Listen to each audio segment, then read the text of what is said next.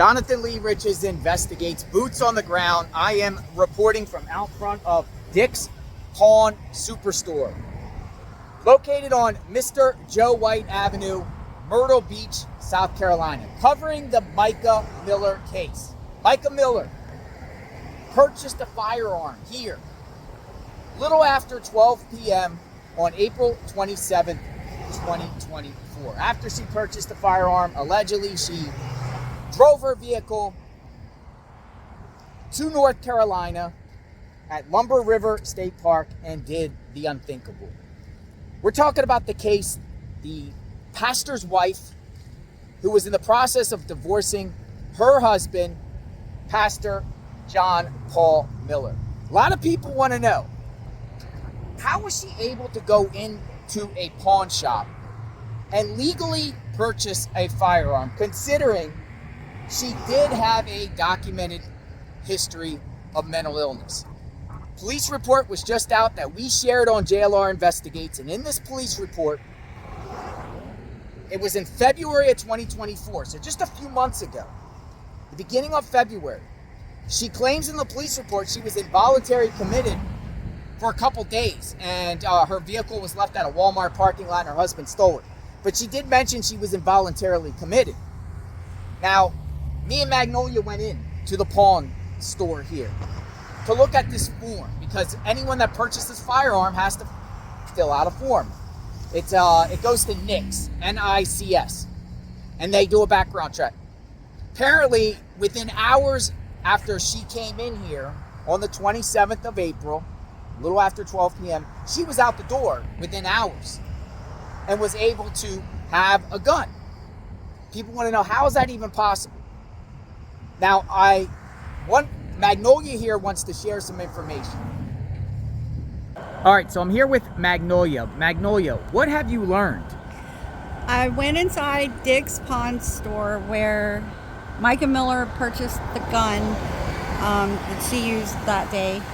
And I asked about what it takes to buy a gun and what do I need to do. And he handed me a form. It's a DOJ form.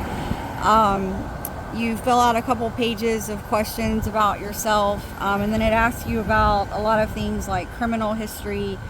And it does have a question G: have you ever been adjudicated as a mental defective, or have you ever been committed to a mental institution? Yes or no? So we don't know how she answered that question on the form. Possibly that information could come out at some point.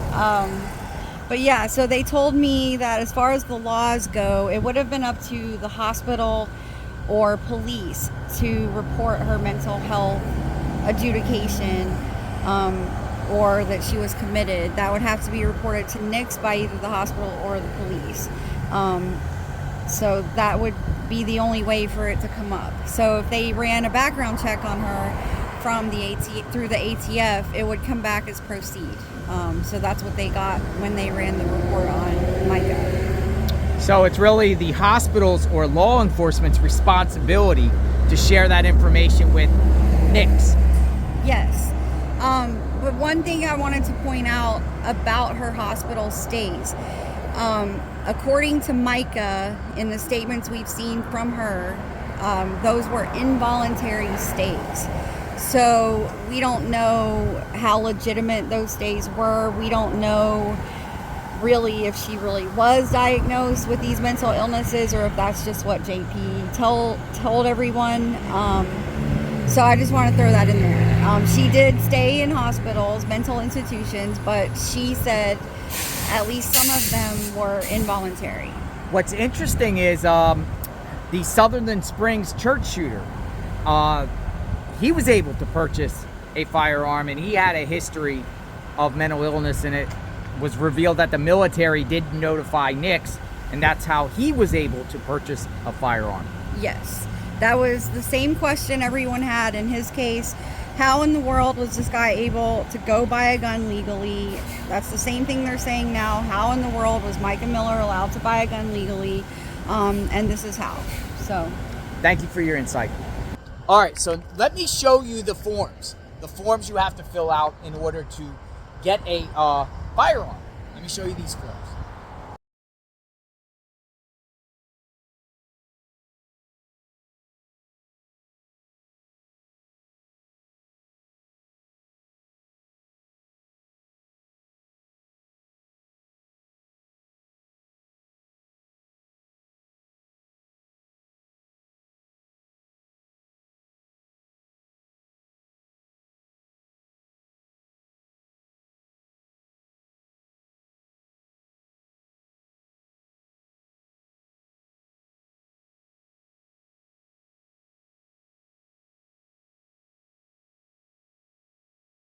So let me just spin the camera around and just show you this pawn shop here. What brought her here this day on April 27th, 2024? Why did she decide to come here? They have a lot of firearms in there. The employees told me they couldn't talk about Mica's case. So investigators definitely came here. Security cameras are here. Purchases that she made. But again, folks, whether she has a mental illness or not, we're hearing that Pastor John Paul would manipulate that and use that against her. Or report her so she would get documented history of that, to use that against her, or to kind of build a profile of her as, declaring she has mental illness and she's off her meds or whatever. But nevertheless, whether that's true or not, whether she had a mental illness, there's no dispute that it was documented. And being involuntarily committed, which is clearly where she was at a few months prior, she was able to come in and get a gun. So, do you think the pawn shop that sold her the gun could be liable civilly or criminally in any way? Or is it the hospital that she went to's responsibility? Because they did their job. Their job is to get the paperwork that the person fills out and submit it to a FBI database, and they run the check. It's all on them. And if it clears, they sell the gun. If it doesn't, the gun doesn't get sold. So I'm not sure if these people here could be responsible, if there's a process and a protocol that they follow. But we're looking into it on JLR Investigates out in the field. This was it. This was the pawn shop, Myrtle Beach. Why she chose here remains unknown. I mean, we don't know why. Does she normally come here and pawn things off or buy things from the pawn shop, or she felt like this is the place where she's going to get the gun? Why did she choose this particular place? We are covering this case, boots on the ground. Let me know what you think. What is your thoughts about firearm purchases and, the process of getting it? Who's in the wrong here, if anyone at all, or was everything done right and correct? JLR Investigates. We'll talk soon. Check out my playlist. New updates I will share with all of you. JLR Investigates. Stay tuned.